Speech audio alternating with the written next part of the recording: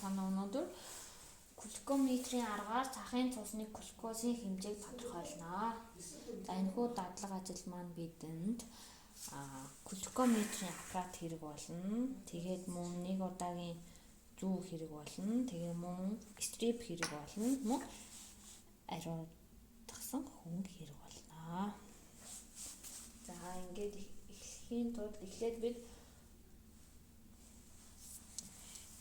тухайн нэг хүний 100 гарын ядам хурууг нь сонгож аваад эхлээд ариутгасан хөнгөөрөө ариутгана.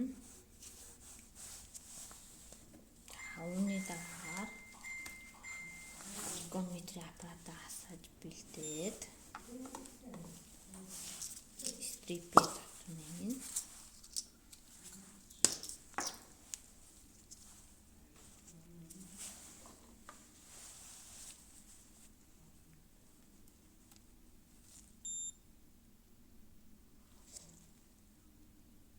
Ингээд аппаратаа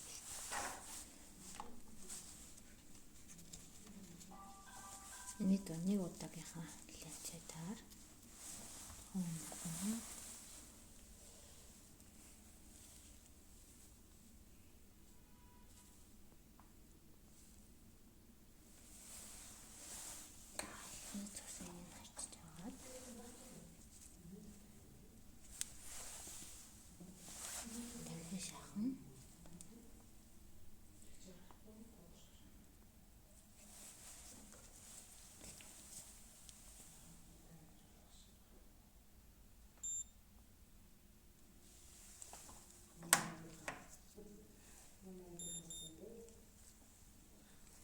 бидний глюкоз нь 62 мг/дл